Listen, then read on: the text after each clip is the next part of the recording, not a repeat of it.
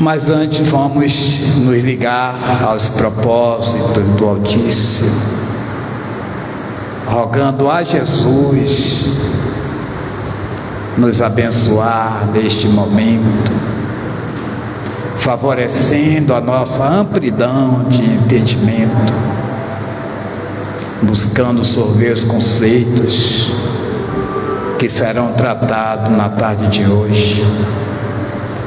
Na esperança, Mestre Jesus, de centrar os nossos pensamentos e sentimentos na natureza específica do Espírito, que vai nos impulsionando para Deus. Assim, em Teu nome, ligado pelos benfeitores espirituais que aqui já nos ladeiam, nós daremos por iniciada a nossa atividade da tarde de hoje, com voto de paz, com voto de esperança. Que assim seja. Vou pedir a Jamile para colocar um tipo grossinho. É isso.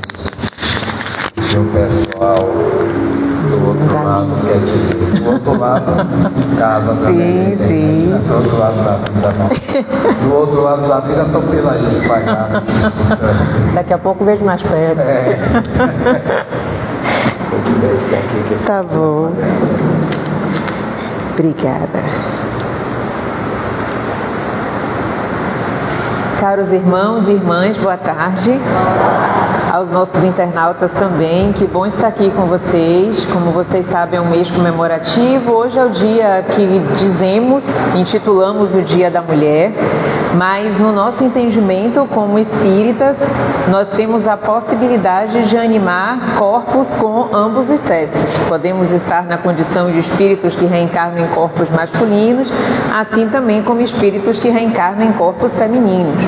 Só que esse reencarnar, ele não é algo solto, nem à toa. Isso vai depender do país em que venhamos a nascer, da cultura que o país tenha, das condições econômicas que enfrentamos, sociais, históricas, étnico-raciais. Então, isso vai variando e muito a depender das condições do local em que nós somos convidados ou escolhemos reencarnar.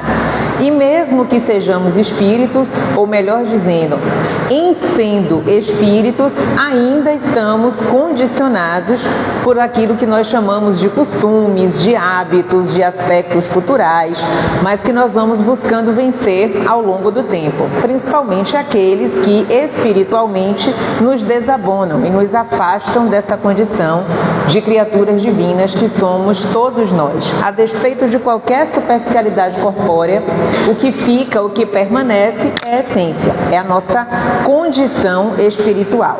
Uns vão chamar de essência, outros de consciência, nós chamamos de espírito, outros de porção divina, criatura, o que quer que seja, mas aquilo que adveio da divindade é o que vai permanecer ao longo do tempo, independente da vestimenta temporária que estejamos utilizando. Como o tema já foi colocado da tarde de hoje desse nosso encontro, Jesus e as mulheres no Evangelho. Temos várias, mas eu escolhi 4 para que nós conversássemos um pouco sobre elas aqui hoje. A mulher adúltera, notem que nenhum nome para a mulher adúltera a gente encontra. Ela é denominada apenas de adúltera. Mas é interessante que nós pensemos que Jesus em nenhum momento a qualifica ou se refere a ela com essa nomenclatura. Aí a gente já tem um entendimento de como, à época, a mulher é então vista. E se ela era adúltera, notem que o homem não sofreu nenhum tipo de condenação. Ela foi adúltera sozinha. Como se fosse algo que somente a mulher fosse capaz de fazer. Então daí a gente já vai tendo um entendimento que é o mesmo peso e medida que é aplicada hoje. Por mais que estejamos com um discurso que é social, de que estamos um tanto quanto emancipadas, com um progresso no modo de ser, aí frases que a gente vai escutando, lugar de mulher onde ela quiser, isso ainda é uma imagem objetiva, mas estamos usando como se já fosse uma verdade concreta. Não, o lugar da mulher ainda não é onde ela quiser. Ela continua sendo assassinada, continua sendo julgada.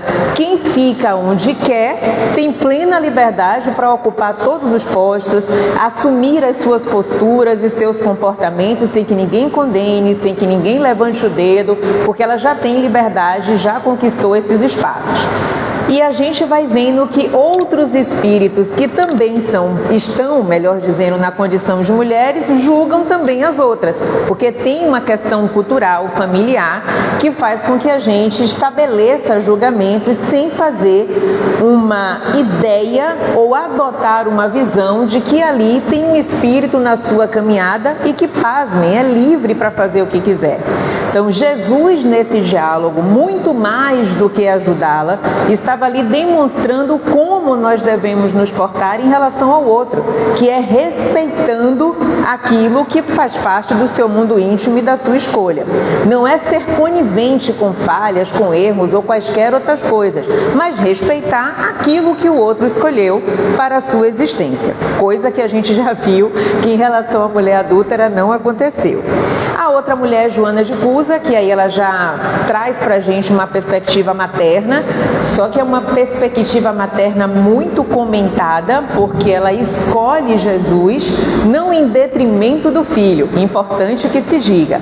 Ela escolhe a causa e o ideal que está acima de tudo, inclusive dela e do filho, que é servir ao mestre. Então, tem algumas discussões como, se eu fosse mãe, abjurava o Cristo, jamais deixaria o meu filho ser queimado na fogueira.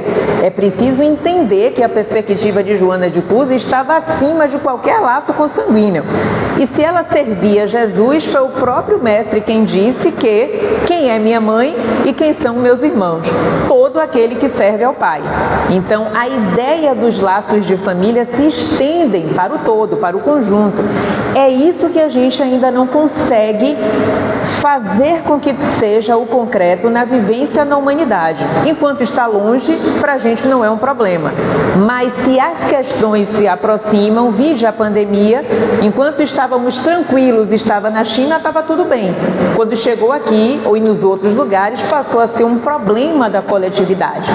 O nosso egoísmo, como Kardec traz, ainda é o grande entrave que vamos levar um bom tempo para vencer. E isso não precisa estar na condição de homem ou de mulher, é na condição de espírito imperfeito. Ou qualquer outra nomenclatura que nós tenhamos no campo da sexualidade ou da orientação sexual, que temos várias, assim como temos siglas e temos símbolos para as escolhas que as pessoas fazem que precisam ser respeitadas no nosso dia a dia. Até porque somos diversos, nós somos plurais em manifestação. Mas em essência nós somos uma só e a mesma coisa, porque fomos criados por um mesmo Pai, nos manifestamos individualmente de acordo com as nossas preferências e livre-arbítrio, mas o destino também vai ser o mesmo, perfeição e felicidade. O recheio do bolo, cada um é que dá. Agora que o destino vai ser o mesmo, perfeição e felicidade, todos nós já sabemos. A trajetória que modifica, porque vai depender se as escolhas são aquelas que nos aproximam de Deus ou se as escolhas são aquelas que nos afastam. E nós sabemos perceber aquilo que nos aproxima e o que nos afasta. O que nos aproxima nos torna felizes, leves, gratos, conseguimos conviver com as pessoas mesmo com as imperfeições que elas apresentam, aceitamos as nossas imperfeições. Aceitar imperfeição não é se orgulhar delas, sou assim e o outro que aceite se puder. É compreender que é um estágio temporário e que eu vou estabelecendo exercícios, lutas diárias, com disciplina, com esforço, com repetição para vencer. evoluir, eu jamais diria isso para as demais pessoas, os meus irmãos e irmãs, que é algo fácil, muito tranquilo. Vou decidir agora que eu vou ser um espírito, que não vou julgar, que vou buscar a perfeição e que da noite para o dia isso acontece. Não. Isso vai requerer quedas, desilusões, frustrações, vou me sentir fraco em muitos momentos, sozinho, abandonado, porque esse não é um caminho fácil. É o tal caminho da porta estreita que Jesus nos apresentou. E muitas vezes quem o faz solitariamente. E na nossa condição cultural feminina, mais solitariamente ainda. Eu fico olhando algumas nomenclaturas que a sociologia, a antropologia, os estudos vão fazendo como mãe solo. Então, que é a mulher que, de forma solitária ou sem apoio, ela cria os seus filhos. Isso é fruto, se a gente olhar na perspectiva espiritual, de um puro egoísmo, de uma humanidade que não se preocupa com o bem-estar do outro, de políticas públicas que não olham as condições das pessoas e de nós também que não nos preocupamos com a mulher e com os seus filhos, que são, a despeito de qualquer coisa, os meus irmãos. Então a gente estabelece um benefício, um auxílio e acha que isso, embora ajude, seja o suficiente para a condição que as pessoas se encontram. O que precisamos é de uma emancipação do ponto de vista espiritual, onde toda e qualquer diferença tenha a possibilidade de inclusão e que sejamos felizes naquilo que nos torna ricos, que é justamente a diversidade. E nós usamos a diversidade para nos separar. Os animais são coloridos, eles participam de classificações distintas, mas é justamente o diverso, o distinto, que torna o mundo belo. Os planetas não são iguais. Se nós formos olhar a criação divina, não existe padrão. Existe complexidade, diversidade, riqueza, opulência. E nós, com uma visão restrita, ainda nos colocamos como uns que são superiores aos outros, alguns que podem ter condições e privilégios decorrente da nossa condição, que está lá no livro dos Espíritos, de espíritos que não conseguem ver além do próprio umbigo. Não foi assim que Kardec disse, não, do próprio umbigo. Ele falou de espíritos centrados no próprio interesse, extremamente egoístas, que têm uma vaga ideia da existência de Deus e que vivem exclusivamente para a autossatisfação. Então não conseguem ir além daquilo que lhe interessa. Tirando uma foto do nosso planeta, essa é a nossa atual condição. Não importa se vidas vão ser perdidas, se as pessoas vão ser submetidas a condições de extrema crueldade, ligar a televisão já faz com que a gente tenha um panorama, inclusive nos últimos dias, dos crimes, das guerras acirradas, das cenas de racismo, discriminação de toda ordem. Então vamos percebendo, não a despeito, mas considerando as leituras sociais, que o que determina o que nós vivemos como estrutura é o nível evolutivo.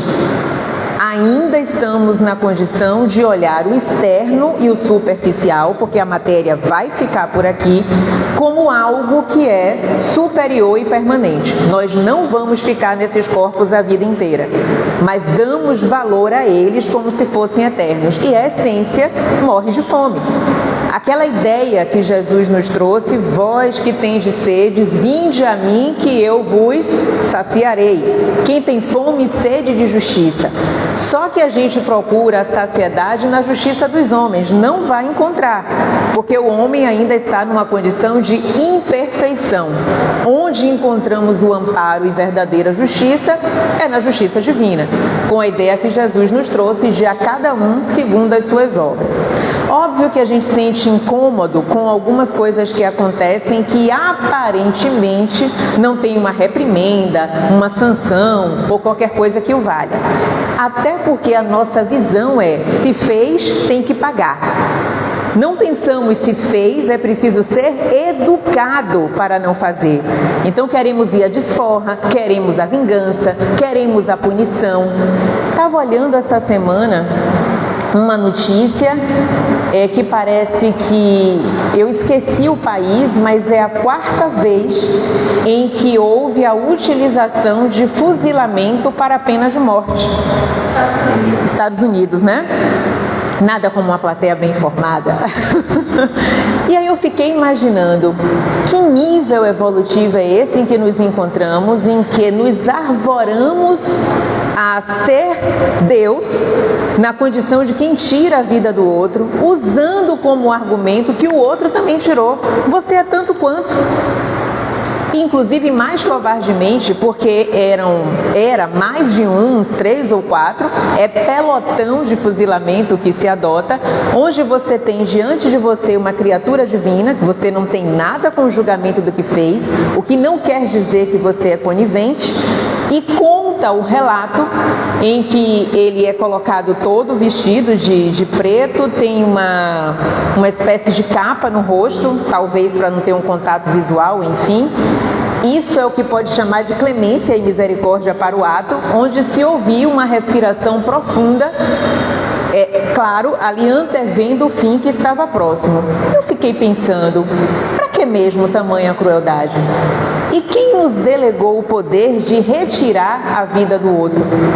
Então, é isso que eu fico pensando. O que nós estamos achando que somos e que podemos para tirar a vida do outro com tamanha crueldade, justificando a sua pelos atos alheios? Ninguém está falando de não aplicabilidade de lei, está se falando de respeito, está se falando que sim, tem as leis, pode ser preso, pode ser punido, mas a crueldade está em que quesito de justiça? Se a justiça divina é educativa. Essas são as reflexões que, como espíritos, precisamos fazer. É uma reflexão difícil? Para o nosso nível porque a gente vai para o imediato. Desejo que morra, desejo que isso, tomara que aquilo. Já notaram que às vezes a gente se vale desse tipo de estratégia para deixar fazer valer aquilo que internamente estamos sentindo e desejando em relação ao outro? Pode não ser retirar a vida do corpo físico alheio, mas pode ser desejar que se prejudique, pode ser desejar que algo de bom não aconteça, 1000 coisas que imaginamos. Mas como Jesus também nos disse que somos deuses, esse é o momento em que a gente precisa, homem, mulher, não importa, nos colocar no mundo como seres espirituais. Aí sim modifica, mas aí você também vai virar um estranho no ninho. Porque esse não é o caminho vigente nem traçado para que a gente ocupe. Nós precisamos ser os massificados, os alienados, os subjugados, os telementalizados o tempo inteiro, os hipnotizados pelo Instagram, dentre tantas outras coisas, os viciados no consumo. Essa, melhor dizendo, é a proposta do mundo.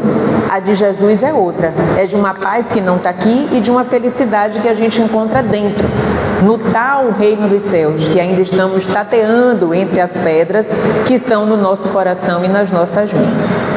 É nesse caminho que a gente então vai passar aqui com essas 4 mulheres, além da samaritana, e por fim com Maria Madalena ou Maria de Magdala, como queiramos chamar. Tenho certeza que Madalena não se importa com a nomenclatura, inclusive diante de tantas horrendas que ela recebeu à época. Então, começando com a mulher adúltera, é interessante que quando ela vê que Jesus está passando ali em meio à multidão, ela corre atrás dele. Primeiro, Jesus já tinha alguma fama naquela época de ser um homem misericordioso, acolhedor. Jesus não estava se preocupando se ele estava conversando com homem, com mulher, com romano, se era judeu, se era gentil. Ele olhava as almas que estavam diante dele. Essa era a preocupação dele, e não com a tal superficialidade que a gente ainda busca. Viu Jesus passar e disse: essa é a minha oportunidade. Ela estava ali sendo perseguida por homens preconceituosos e que achavam que os costumes deveriam ser aplicados à risca. E costume naquela época, para manter a ordem, a moral, né? A ideia da moral e dos bons costumes era: se você cometeu adultério, estou falando das mulheres, é óbvio, você vai ser apedrejado. Essa é a sua punição. E eu fico pensando, ninguém teve assim a ideia de perguntar quem foi o homem que levou a mulher àquela condição? Não que eu esteja assim desejando, pelo menos menos uma pedrinha miudinha assim para jogar nele, para fazer uma espécie de cócega para despertar? Não. Inclusive eu imagino que nesses atos o próprio adúltero também contribuía para que aquela mulher fosse à morte. Se nós pensarmos que ali era a honra e a moral que precisava então ser exemplificada para que as outras não repetissem o mesmo ato. Ela então vê Jesus, se lança diante dele, ele vê a preocupação e vamos aqui então entrar num acordo. Jesus sabia com antecipação de todos os fatos que iam acontecer e aproveitava para educar as almas. Notem que ele não tinha uma postura de imposição, não era uma postura de crítica, não era colocar o outro num patamar de menor importância, era sempre recobrando sua essência divina, sua condição de ser melhor. Então, quando ele olha para aquela mulher e que ela, então, diante dele traz toda a sua angústia no olhar, que quando ela bem se lança diante dele, os homens já estão ali ao redor, ele então começa a fazer a famosa escrita na areia. Todo mundo deu uma olhadinha lá no rascunho e foi reconhecendo o que ele estava escrevendo. Aí vem a célebre pergunta, afirmativa, quem não tem pecado, que atire a primeira pedra, que já estava ali nas mãos de todos eles para o lançamento naquele corpo que ali era só enxergado, ou melhor, visto como um objeto de uso de todos. Nesse momento em que Jesus disse quem não tiver pecado, é interessante lembrar que pecado vem do latim peccatus, que significa erro de alvo. Notem que a gente dá um valor à palavra pecado como algo que você comete que já era a sua existência. Você vai estar condenado ao inferno e de lá você não sai. É uma possibilidade de estar num lugar quente, não sei se semelhante a Salvador, talvez até nos acostumássemos a ele, onde Rondônia, pois é, por aí, e que a gente teria então um ser mitológico que correria atrás da gente com um tridente incansavelmente, como se nós precisássemos do diabo para nos dar uma força para as falhas e os equívocos que cometemos. Nesse sentido, entender que o pecado é um erro de alvo significa que em algum momento a minha pontaria vai dar certo, que tem um alvo que eu vou conseguir alcançar. Quando os homens então leem ali na areia o que ia no íntimo de cada um, as pedras são então lançadas no chão, aquela mulher não vai mais passar por aquele momento de lapidação e só fica ela, Jesus e 2 ou 3 apóstolos nesse momento. Vamos considerar que os apóstolos eram homens da época.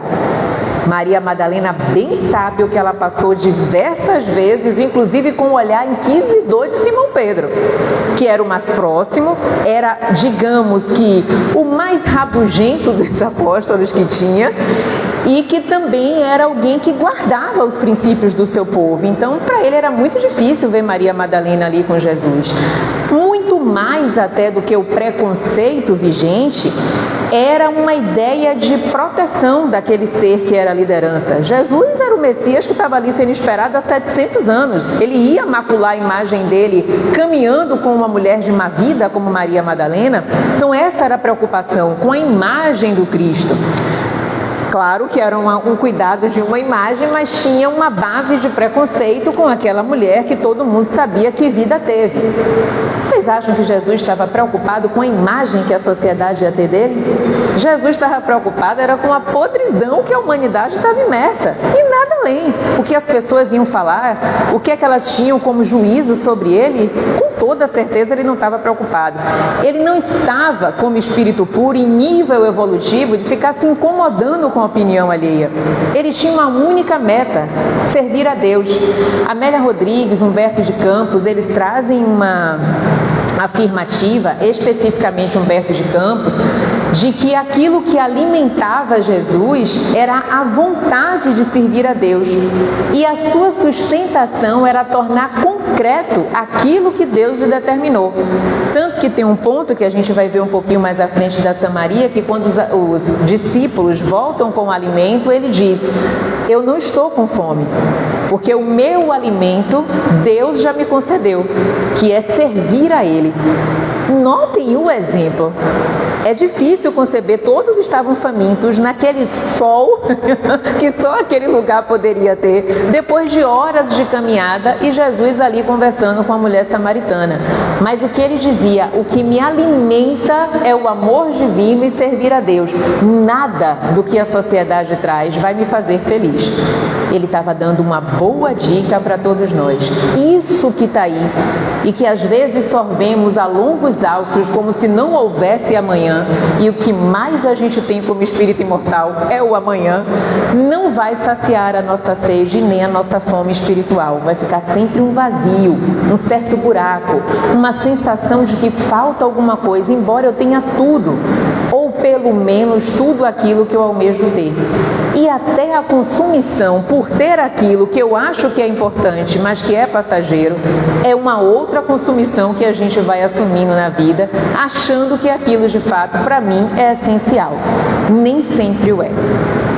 Voltando então para a mulher denominada como adúltera, lembrar que adulterar é você transformar ou dar uma outra forma a algo existente. Nós cometemos adultério de diversas formas, diversas vezes, ao longo da vida, todos os dias. Adulteramos sentimentos, adulteramos expectativas, adulteramos os nossos sonhos, adulteramos a perspectiva de sermos maiores do que somos. Somos adúlteros o tempo inteiro. Por isso que estamos buscando evoluir para sair dessa condição que ainda nos aprisiona. Jesus olha bem fundo nos olhos dela e percebe que ela está ali com os olhos cheios de água, de gratidão.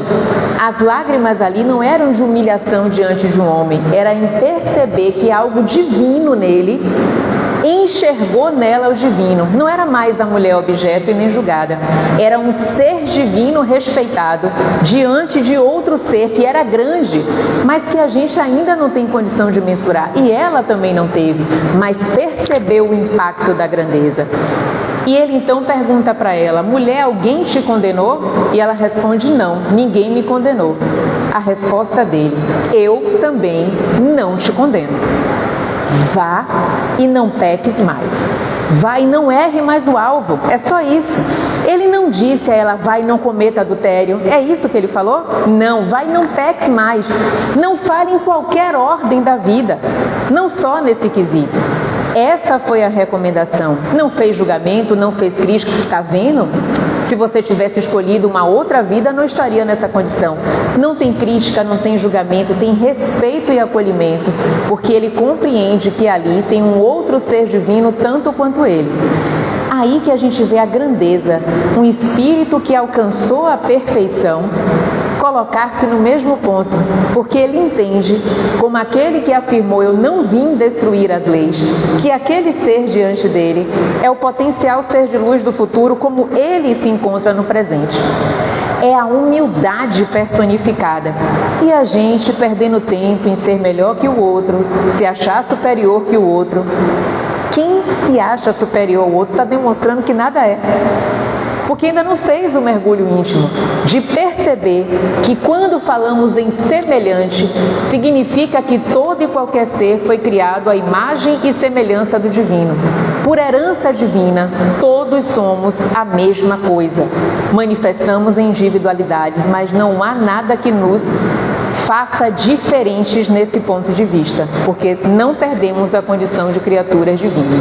A nossa ilusão é tamanha que a gente cria essas falsas ideias de superioridade econômica, depende do bairro que eu more, da língua que eu adote, do idioma vigente, da religião que eu professe, da cor da pele, do país, do estudo. Ainda não vi, eu sempre trago essa reflexão, nenhuma obra séria na literatura espírita ou até em outras religiões afirmativas de que haverá uma pergunta, uma espécie de checklist: onde você morou, qual era a cor de sua pele, você fez doutorado aqui nessa colônia só para quem é doutor, nessa daqui para quem é especialista, você é nível médio, então você fica ali. A pergunta é única: fez o que da oportunidade reencarnatória que você teve? É a única pergunta pergunta que todos nós nos faremos. Qual é a minha utilidade nesse mundo? Utilidade para mim em primeiro lugar, como ser divino. Eu estou sendo útil a Deus? Sirvo a Jesus? Sou uma boa pessoa no âmbito familiar? Notem que as perguntas são todas para a gente. Não é se o meu familiar é bom para mim, não é se a comunidade em que eu moro me respeita, é o que eu estou fazendo no mundo como diferencial divino. Foi isso que ele disse então a essa mulher. Não é para se preocupar com os demais. Vá e não peque mais. Já é o suficiente. Saindo então da intitulada adúltera, como se não fôssemos em algum sentido, a gente vai para Joana de Cusa. Vocês devem conhecer um pouco da história, ou muito da história, e se não conhecer, vale a pena pesquisar sobre a história dela. E chega um momento que Joana, e aí vamos falar, né? Ela era consorte de Cusa, por isso que ela acabou sendo conhecida como Joana de Cusa, porque tinha o esposo com esse nome. Ele era um intendente de Antipas, né? O imperador. E aí dá para perceber que era um homem rico, bem relacionado, e aí justamente naquela época em que judeu era odiado, vai Joana inventar de ser cristã e servir Jesus. Então já começou a história a não ficar muito interessante. Só que ele era alguém que conseguia se relacionar bem com os romanos e com os judeus. O relacionar-se bem dele, ele conseguia dinheiro de uma parte e de outra e não se comprometia. Mas a partir do momento em que sua mulher toma partido e se diz cristã, aí o comprometimento já começa a acontecer. E óbvio que ele não gostou muito dessa história. Nesse sentido em que ela vai se aproximando, ela vai se encantando cada vez mais com os conhecimentos que Jesus trazia, e ela foi aproximando então seu filho também dessa perspectiva e desses conhecimentos. Então podemos dizer que ela era uma fiel seguidora. O seu marido é aquele marido que a gente pode chamar de marido expiação. Era o que ela tinha, assim, né? Mas como a gente já sabe que expiação é uma possibilidade do espírito evoluir, a gente também ama os maridos expiação. Então ela tinha, e aí Jesus, ela chega um momento em que conta para ele que não era feliz, que ele tinha determinados comportamentos que ela discordava, o que é que ela podia fazer. E ele vai trazendo algumas reflexões para ela, como, olha, Deus não impõe a verdade para a gente. Por que você quer impor uma verdade ao seu marido? Notem que a verdade que ela queria trazer para ele era o próprio Jesus. E ele, caminho, verdade e vida, foi quem disse a ela: impor por que a seu marido? Impor a ele mesmo. Notem a grandiosidade desse espírito, que ele poderia dizer, não, diga mesmo, fale que eu digo isso, que é para fazer aquilo. Não, ele entendia e respeitava a condição do outro. Quem disse que só porque ele era Jesus o outro tinha que aceitar? É um respeito máximo à liberdade individual, e a gente quer determinar o que o outro vai fazer. Marido, esposa, filho, pai, a gente manda no outro, você deve fazer assim, enquanto isso você tem que fazer aquilo. Eu acho que tem que ser assim. Isso quando a gente diz eu acho, né? Porque tem que ser assim. O tem que ser aparece várias vezes nas nossas relações sociais, com chefia, dentro de casa, na nossa comunidade espírita. Somos espíritas, não santos. É preciso também lembrar disso. Somos espíritos em evolução na mesma labuta. Já imaginou? Basta ser espírita aqui. Não é mágica. O próprio Kardec fala isso pra gente lá no capítulo do Céu e Inferno, a passagem. O espiritismo, ele traz a possibilidade das pessoas conhecerem o que lhes aguarda no futuro, pelas escolhas que faz, mas não muda ninguém, a menos que queiramos.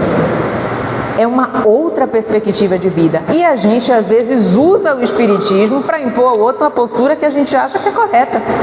É suficiente colocar o espiritismo em prática na nossa vida. Deixa os outros viverem o que quiserem. Vocês já viram alguma passagem, leitura afirmativa de que Jesus impôs comportamento aos seus discípulos? Ele só exemplificou, e cada um fazia aquilo que podia na sua condição espiritual. Mas a gente ainda está no hábito de determinar, de discordar, e ainda comenta com o outro sobre aquilo que nós discordamos que o outro vem fazendo. Aí vai gerando maledicência que aqui no Cetras que não tem, né? Graças a Deus. Então, aqui não com firmeza. E aqui, se guerra e te manda queimar Já resolve o problema. Mas fiquem tranquilos que é uma queimadura fluídica. Vocês sentem um leve queimor na língua e lembra e para, se é que fazem algum comentário nesse sentido. Depois dessa conversa que Joana de Cusa tem com Jesus e que ela passa a olhar para o seu marido como espírito em evolução, isso salva tanto a vida. Não é meu filho, não é meu marido, meu amigo, meu isso, meu aquilo. É um espírito que convive comigo e que Deus me concedeu. Não é minha posse. Não vai fazer o que eu quero. Eu não vou ser conveniente, conivente ou concordar com determinadas coisas. Mas em posição, e Deus está onde que não cuida da sua própria obra? Eu sou um auxiliar, um instrumento. Mas se o outro não quer avançar, eu vou me torturar por isso? Eu só me torturo se eu fui negligente, se não fiz os esforços.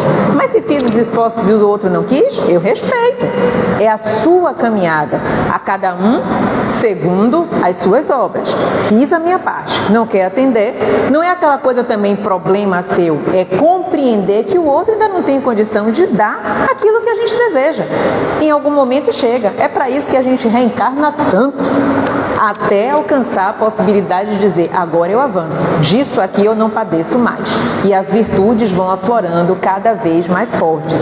Aí a gente olha assim para alguns espíritos, Chico Xavier, Madre Teresa, Nelson Mandela, Martin Luther King, e fica parecendo que sempre foram assim. Não, lutaram também.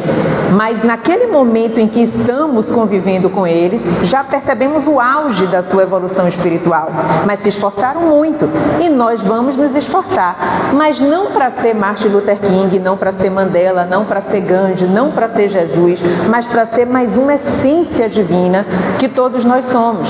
Jesus não disse assim, olha, uma ou duas pessoas a gente pode colocar na condição de deuses. Não, vós sois, todos sois deuses. Podeis fazer o que eu fiz e muito mais. Então não tem uma distinção, não tem os eleitos, todos estão nessa condição. Agora, corresponder a essa condição vai ser uma escolha de cada um. Vai chegar então um momento em que Joana de Cusa, ao longo da sua vida, vai ser condenada. Mulher, inventou seguir a Cristo, então vai ter um julgamento para saber qual é o problema dela. Se ela quiser, como mulher, esposa de um homem rico, abjurar Jesus, vai estar ótimo, ela vai estar livre dessa punição. Mas na hora que os soldados perguntam, abjura? Ela foi firme em dizer que não. Só que assim, você ser firme diante de uma tocha, sabendo que você vai ser morta, queimada, não é uma coisa muito fácil. Esse nível de entrega e resistência requer também uma robustez espiritual e uma certeza do ideal que eu estou defendendo. Esse ideal pode ser o espiritismo, esse ideal pode ser a sua paixão por um projeto de vida, pode ser a sua família, mas você tem uma espécie de imagem objetiva, você sabe o que você quer alcançar e isso não lhe tira do roteiro de modo algum. Qual era a questão com Joana de Cusa? Era o filho dizendo a ela, abjura minha mãe. O pobrezinho não estava na mesma condição idealista dela, vendo a tocha se aproximando. Minha mãe, qual é o problema? Abjure aí, pelo amor de Deus. Ela não fez isso. Naquele momento, ela não pôde olhar o filho. Ela olhou o ideal que era servir a Jesus. E ela então volta a afirmar, não vou abjurar. Inclusive por você, meu filho, que também serve ao mestre, eu não abjuro. E ambos desencarnam naquela cena horrenda. Mas Joana é logo recebida por Jesus no mundo espiritual, pelo sacrifício em nome dele que fez. Essa é a bravura feminina que é muito pouco falada, trazida, que é uma bravura que tem um cadinho do dia a dia, das dores, como a condição feminina traz, a traição muitas vezes, o silêncio de suas condições que não podem ser compartilhadas com os outros, a dor do abandono, a dor das possibilidades que ela não tem porque sacrificou a vida pelo outro ser, que muitas vezes é um ingrato. Esse silêncio e essa resistência que o feminino consegue trazer, porque o homem é mais para o externo, mais para o mundo, o que não quer dizer que todo homem seja assim. Sempre lembrem disso. Primeiro o espírito, depois as determinações culturais, levam a mulher a uma condição de submissão às leis divinas, que aí a gente usa o discurso, mas a mulher é submissa. Não é a submissão que a gente entende social e culturalmente a uma figura masculina. É submissão à lei de Deus. É outro tipo de submissão, que é uma submissão que entende lei de evolução, que entende causa e efeito e que entende que o que hoje estamos passando é fruto das nossas condições do passado. A questão é que a gente traz a leitura social e material achando que ela vai caber na leitura espiritual. Não vai. Aí que a gente entra em crise, inclusive as mulheres espíritas. Aí a gente vai criando dissensões, vai criando correntes, espiritismo disso, espiritismo daquilo. Espiritismo é uma coisa só.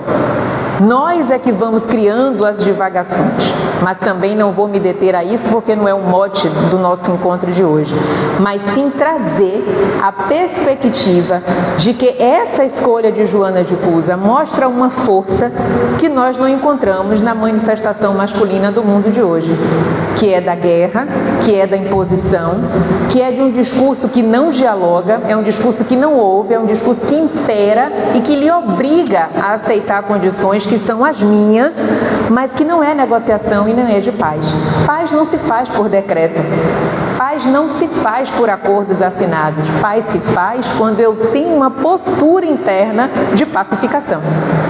Eu vivo a paz, eu não promovo por meio de documentos. Documentos podem ser rasgados, desrespeitados, como a gente vem vendo ao longo da história. Vocês viram Jesus assinar portaria, decreto, legislação, alguma coisa? Ele era a própria lei divina e vivia conforme. Por isso exemplificou e falou: o reino dos céus está dentro de cada um.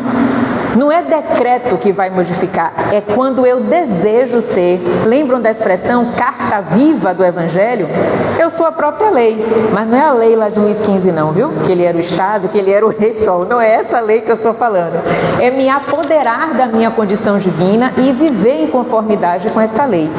Essa bravura feminina poucos têm. A mesma mulher que resiste à dor do parto é a que resiste a dores morais em comparação bem maiores que a outra categoria pode não conseguir. Que a gente até brinca socialmente que o homem, quando adoece, não os homens, claro, que vêm ao CETRASC, se transformam em crianças, têm medo, parecem que já vão desencarnar ou qualquer coisa nesse sentido. Há algo nessa energia feminina que cria uma resistência às situações existenciais que a colocaram na condição de suporte do masculino. Deturpado no nosso mundo, desrespeitado, visto como uma falsa fraqueza.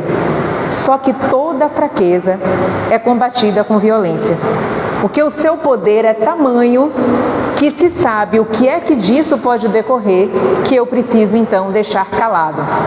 Eu preciso deixar sufocado para que a potência não resplandeça. É nisso que a gente precisa observar. O poder feminino, que ninguém está fazendo uma alusão contrária ao que se fala do poder feminino, mas é um poder que está centrado na alma. Essa é a potência que o feminino traz, do acolhimento, do entendimento, da conversa, da aproximação, de entender as diferenças. Lembrem-se, não é lei geral, não é o corpo que define, é o espírito que mobiliza, mas a experiência que o espírito tem no feminino lhe leva a adotar a resistência diante da dor moral, o que não quer dizer que ela é inferior, que ela é submissa e que ela não deve buscar seus direitos, seus posicionamentos e ser respeitada no mundo. Saindo de Joana de Cusa, nós vamos então para Jesus na Samaria. E aí a gente vai lembrar da mulher samaritana.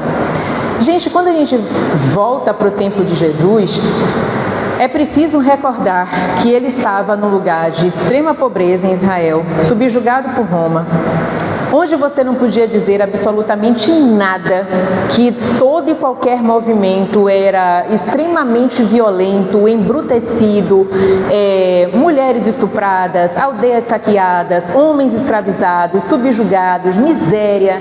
A forma de vida era a pesca, só que tinha uma época da escassez de peixes. Por isso que quando Jesus multiplica os peixes, causa tanto alvoroço, porque não tinha, mas não tanto naquela época. E quando ele multiplica o que não existia, é claro, ainda mais para a multidão que estava ali no Sermão do Monte, isso ia chamar atenção. Jesus não era nenhum bobo, nenhum espírito tolo, ele calculava. Quando eu falo calculava, não era alguém que dizia com má intenção, vou fazer isso para impressionar, não. Aqui agora o poder divino vai se manifestar e as pessoas vão entender que de fato sou eu, o Messias que está sendo esperado há tanto tempo. Quando João Batista vem e sinaliza que Jesus está próximo, que a época foi considerado um louco.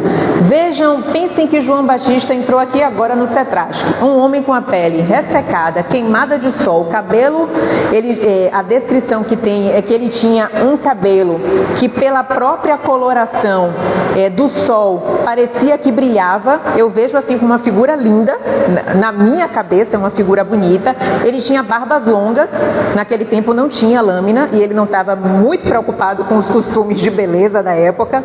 Se vestia com pele de animal, que não tinha nenhum porte, ninguém se preocupava em ser fashion, pelo menos na condição dele, e que era alguém que se alimentava de insetos e mel e que vivia no deserto. Então, essa figura entrando aqui, a gente achar alguém ou excêntrico ou estranho, ou que, olha, entrou alguém que vamos ver se é interessante que mantenha no ambiente. Só que João, quando ele abria a boca para dizer que o Messias estava para chegar, ninguém via essa figura que é tão falada nas obras, nos livros e descrita. Ali a alma falava com tamanha potência que todo esse aparato que às vezes a gente fica fissurado nisso desaparecia. E as pessoas perguntavam, um homem inculto que nunca esteve no Sinédrio ou qualquer outro lugar em que pudesse mesmo aflorar tamanha cultura, como ele fala dessa forma, desenvolta, profunda, fala de um sonho que foi captando as pessoas. Você viver todo dia violência e pobreza, chega alguém dizendo que vai chegar o Messias com um reino de liberdade, abastança, fraternidade, é o reino que eu preciso. Significa que esse homem deve vir com um grande exército para abater todos os romanos. O desejo era que tivesse uma carnificina, como o outro faz, só que agora é o inverso. Então quem ia morrer agora era o romano. Então o Messias deve vir com exército, deve ter ouro. Aí me vem um negócio de um carpinteiro. A frustração foi quase que geral. Como é que o carpinteiro vai fazer isso? Ele não tem um exército. Essa roupa não fala de sua riqueza. Não tem nada. E diz que vai construir um reino? Com que casas? Quem vai construir? Então, claro que isso fez com que as pessoas, aquele ânimo e aquele sonho, arrefecesse. Não era o que estávamos esperando, a grande revolução. Jesus trouxe a grande revolução, a mais difícil de ser feita, que é a da alma. Enquanto estivermos buscando a revolução interna por aquilo que o mundo nos apresenta, a gente não vai conseguir sair do mesmo que a gente vive todos os dias. Essa foi a proposta que ele trouxe para a mulher samaritana. Primeiro veja, Jesus ia para um determinado lugar com os seus discípulos e eles foram notando que Jesus está se aproximando da Samaria. Vejam, os judeus eram um povo altamente alijado, considerados como seres inferiores, de cultura um tanto quanto estranha, que professavam a ideia de que Deus era único, não eram nada bem-vindos e bem-quistos. Só que eles que viviam essa condição usavam o mesmo ardil com o pessoal da Samaria. Os judeus não gostavam de samaritanos, não. Jesus vai e faz o quê? Conta aquela história de que tinha um homem que foi violentado, assaltado no chão sangrando, passou o sacerdote, não ligou, passou o levita, que era uma espécie de assessor do sacerdote, não deu conta. Quem cuidou? O samaritano. logo aquele que os judeus não gostavam e que tinha uma carga alta, grande de preconceito.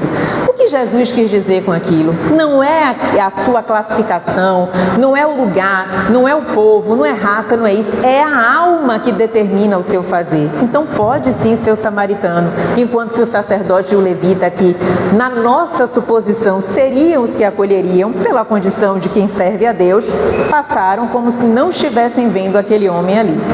Jesus então desvia o caminho, aquilo vai causando um incômodo nos discípulos. Para que a gente vai passar na Samaria com este povo que nós não queremos conta? Mas ele vai, para diante daquele poço, que sabe que a mulher vai tirar água. Ela sempre ia ao meio-dia, porque era o horário mais quente e que as outras pessoas não iam. Pense o que é você andar uma larga... Vamos pensar a gente na Avenida 7, meio-dia. Ninguém quer ir lá esse horário, mas ela ia, porque ninguém ia ver. Naquela época a mulher não podia se divorciar. Ela era divorciada e tinha um outro relacionamento. Coitada, mulher nessa época que faz isso, então ela vivia escondida. Quando ela vai, Jesus então para ali propositadamente, ninguém vai nos dizer do contrário, e espera a mulher chegar. O que é que os seus discípulos vão dizer? Mestre, estamos com sede, com fome, vamos buscar o alimento e voltamos. Eles não tinham muito o que dizer. Jesus era o líder. Eles não iam ficar dizendo, o senhor vai mesmo por aí pela Samaria? Mas acharam estranho. Ela chega, vê que Jesus está lá, né? Puxa vida, um judeu, tem um homem ali. Ela não estava pensando em Jesus, viu, gente? Era um homem qualquer, um judeu que estava ali. Ela vai, pega a água, olha o que é que Jesus faz. Você pode me servir um copo? Ela fica assustada e indignada. Como é que um homem se atreve a se dirigir a palavra a ela, que ela não conhece, e ainda por cima um judeu falando com a samaritana? Ela questiona, ela não fica quieta diante disso. Por que você está me perguntando isso? Por que você está falando comigo sabendo que sou mulher? Essa pergunta pode ser estranha? Talvez se desconhecêssemos os costumes. Naquela época, homem não cumprimentava a mulher na rua, nem as conhecidas. As esposas, as primas, as tias. Você passava pela rua e fingia que não conhecia. Não podia cumprimentar mulher, mesmo que fosse da sua família. A audácia, então, desse judeu ainda me pediu um copo com água. Então, ela faz o questionamento para ele e ele, então, diz para ela, da fonte que eu posso te oferecer e que você vai beber, você jamais terá sede. Você vai se sentir saciada permanentemente. E começa a falar desse reino, do evangelho e tudo mais. Ela nota que diante dela tem um ser diferente e identifica nele o Messias. O que é que ela faz? Sai correndo e chama a família inteira para ouvir. Tem mais detalhes nessa história, como por exemplo, ele vai contar toda a vida dela, falar do divórcio, falar das relações dela, e ela fica, se eu passo a minha existência inteira escondendo esse segredo, como é que esse homem sabe, ainda com os detalhes? Então ali ela diz, ele é o profeta, porque se nem as pessoas mais próximas sabem e ele conta nos detalhes. Outro detalhe aí, Jesus não conta assim como quem diz, eu sei do que você fez no verão passado. Não é assim não que ele contou. Ele trouxe com respeito a sua vida, você passou assim, assado. E aí ela nota, até porque tem um magnetismo que está além das palavras, o sentir que ali tem um ser amoroso e que ela então percebe que ele realmente conhece a sua vida e suas dores. Ela traz os seus parentes então para ouvi-lo. Olha, o profeta está aqui. Fica imaginando assim o que era a festa. E essas pessoas vêm para ouvir. Não só os familiares, mas sempre... Sabe aquelas pessoas que gostam de ficar na janela, dando uma olhadinha no movimento? Nessa época também tinha. E essas pessoas, então, foram até lá. Os discípulos voltam e estão vindo, e o negócio está ficando mais sério. Agora é um conjunto de samaritanos, e Jesus, no meio desse povo, tem que tirar. Ele, mestre, a gente já voltou, trouxe o alimento e tal. Aí que ele fala aquilo que eu disse no iniciozinho, do que é para ele alimento, que o que alimenta é fazer cumprir, então, a lei de Deus e fazer com que a sua obra se concretize. Não é que Jesus não estava com fome, mas ele estava acima de toda e qualquer coisa. Ele queria exemplificar, então ele não se alimenta naquele momento, mas não diz a ninguém não coma, porque eu não estou comendo. Ele apenas ensina.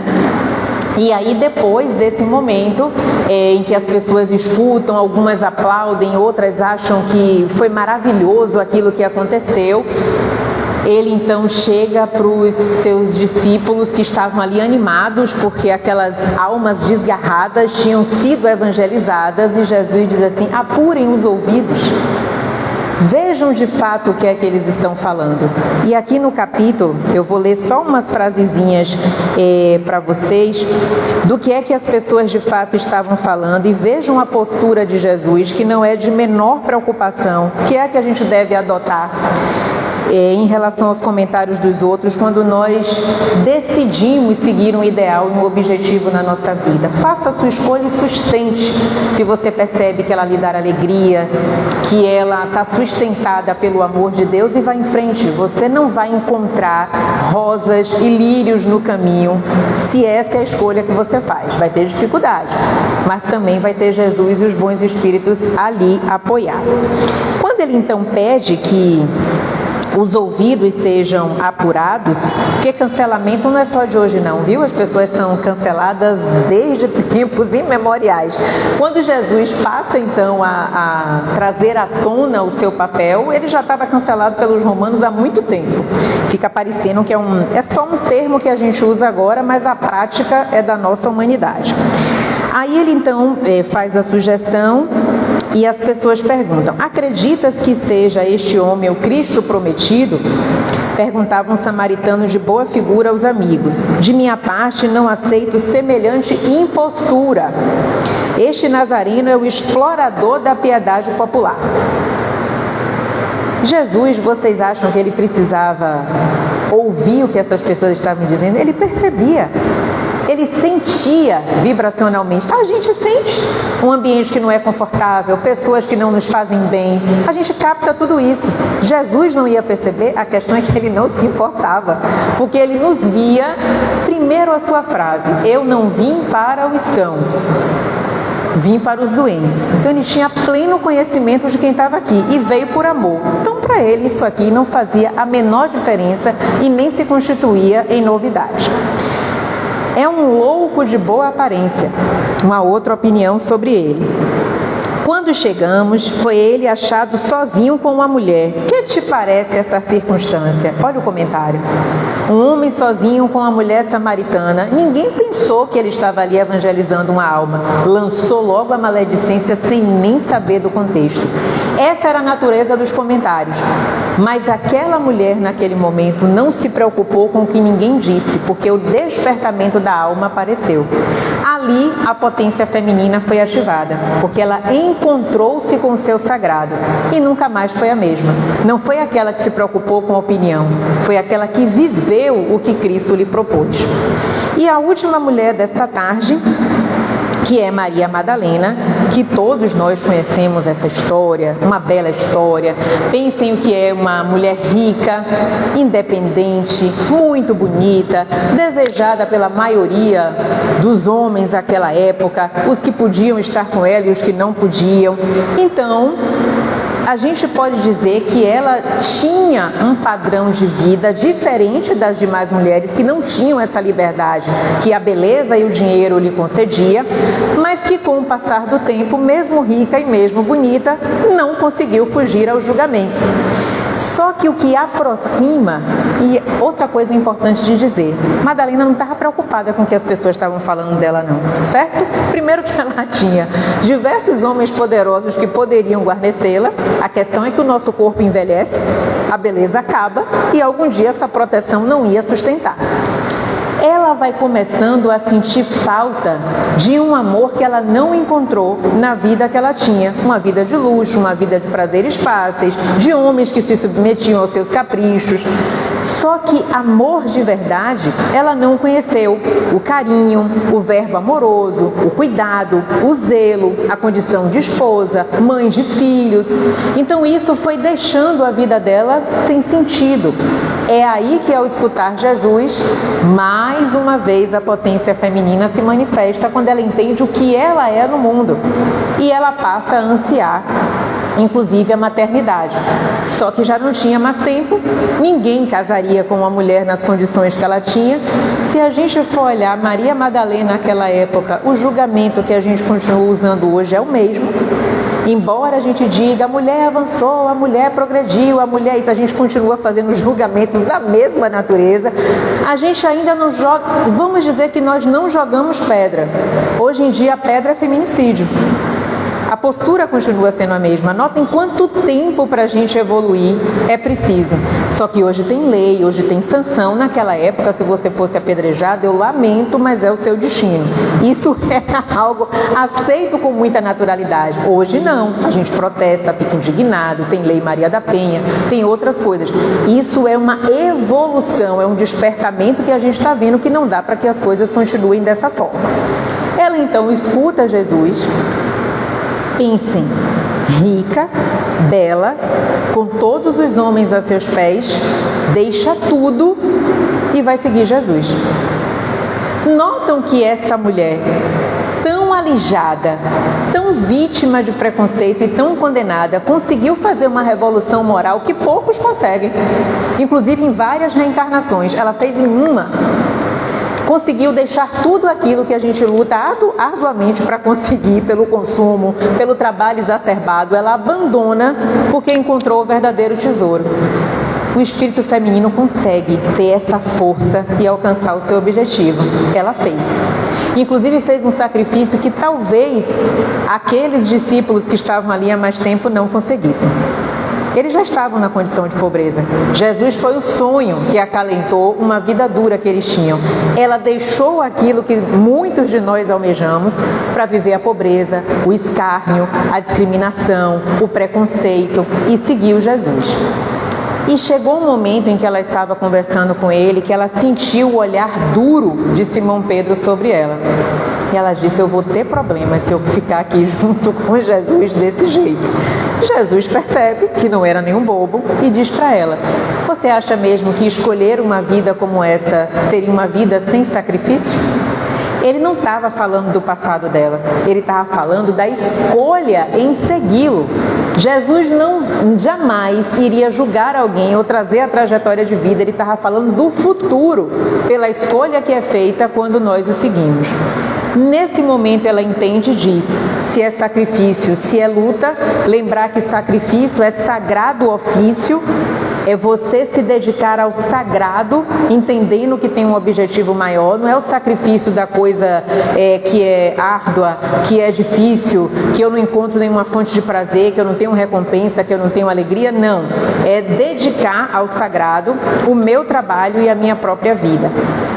Quando então ela percebe que Simão Pedro seria o menor dos problemas dela, ela não se acanha com essa possibilidade e segue a ele. Só que o que é que acontece? Quando ela entra para esse grande time, Jesus morre na cruz. Exemplifica o sacrifício e aparece para quem?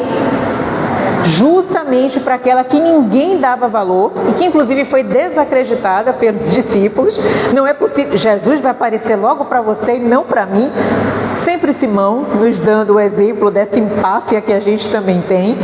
E foi para ela então que ele apareceu em primeiro lugar. Não foi para Maria, sua mãe, é preciso também que isso seja colocado. E hoje que a gente fala de feminismo e de outras coisas, essa bandeira também já estava lá, é que a gente precisa de nomes, mas por isso que a postura é do Espírito, e é ele quem muda o mundo, ele já traz ali essa perspectiva de que aquela mulher que entendeu o que é o reino dos céus e que se modificou, era digna de vê-lo então voltar e asseverar que todos nós somos imortais, que não existe morte. Maria Madalena então sente a dureza da convivência com os demais, sai dali porque ela percebeu que não ia ser de fato cuidada e benquista, passa aquela multidão de leprosos, como eram chamados as pessoas com mal de Hansen à época, e vai então viver com eles. Ela conta do Evangelho, traz esperança a essas pessoas que andavam com um sino pendurado no pescoço, para que quando estivessem se aproximando da cidade, esse cinto balançasse e as pessoas fugissem. Elas eram obrigadas a avisar que estavam chegando para que ninguém nelas encostasse. É muita humilhação, isso é doloroso. Claro que a época não tinha os cuidados de hoje e tudo mais, mas ainda assim é doloroso. Obviamente que ela vai adoecer. As manchas violáceas apareceram na pele, mas ela lembrou de Jesus. É o sacrifício que eu preciso dar. Cada pústula dessa é a rosa, o meu sacrifício, é a rosa do amor por Jesus. Ela volta, visita Maria, tem os cuidados no final da vida, mas deixou a esperança em todos aqueles corações. Mais uma vez a vitória feminina, na renúncia, no sacrifício, o que as torna grandes. A grandeza do ser, especialmente hoje da mulher, está na bravura da alma, em dedicações que o mundo material desconhece, porque ainda vive em superficialidade. Então, que os espíritos que animam corpos femininos entendam qual é o seu papel no mundo, vivam Jesus da maneira que puderem em seus corações, sem se violentar, dentro da possibilidade de cada um, e amem-se como são, criaturas que estão aqui colocadas por Deus para trazer a bandeira do amor para um mundo tão carente desse sentimento. Muita paz. Vocês?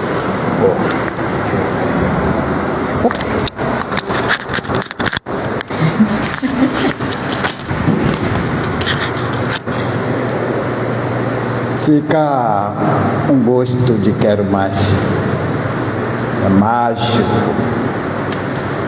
essas possibilidades da mulher, falar da mulher pelo Evangelho. E nesses dias nós vamos ter essa oportunidade de ouvi-la mais.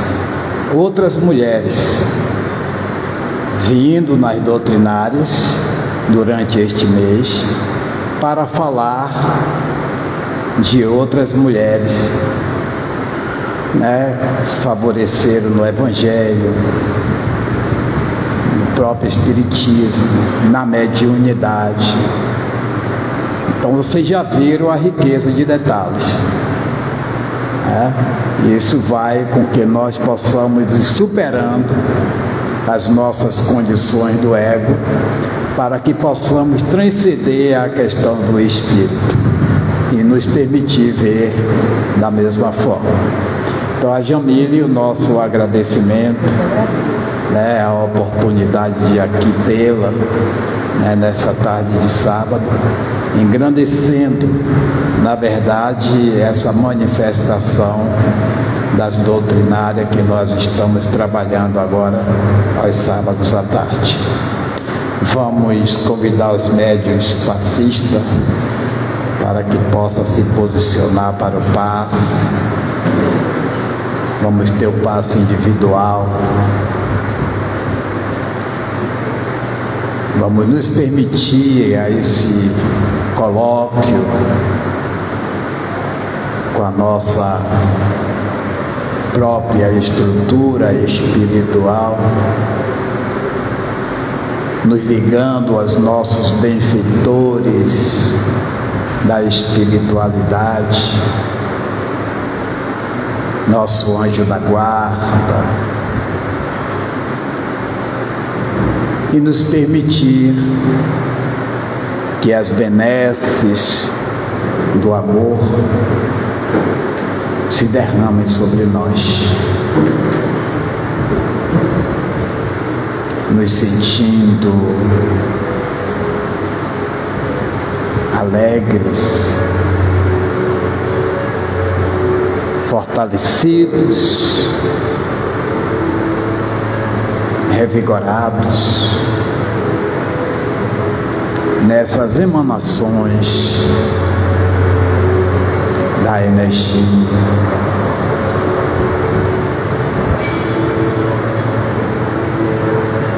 Assim, nos lembramos de Jesus.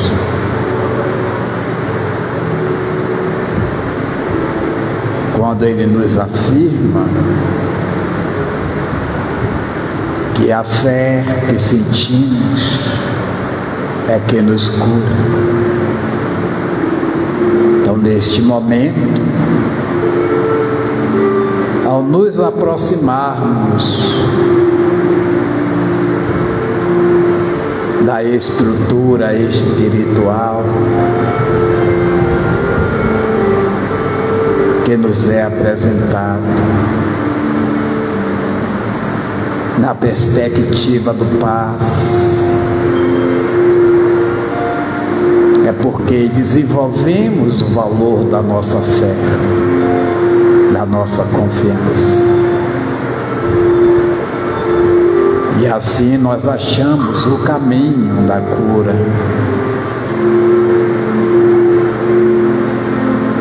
É a lembrança de Jesus para esses momentos que necessitamos. Te agradecemos, Mestre, pelas oportunidades que nos favorece, pelo banquete de amor que é nos oferecido, pelo alimento de luz que vem matar a fome da nossa alma, na esperança, divino amigo, de sermos melhores logo mais do que nós somos agora.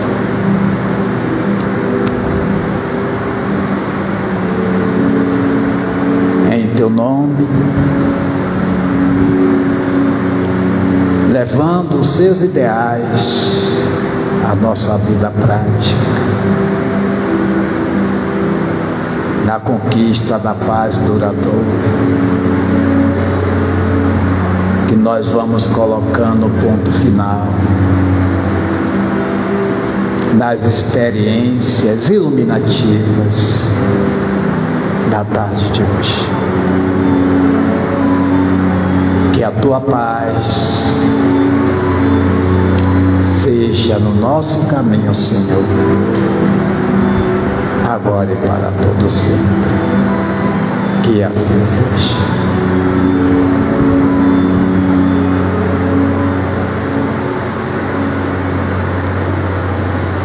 Está encerrada a nossa atividade da tarde de hoje. Muita paz a todos, um bom fim de semana.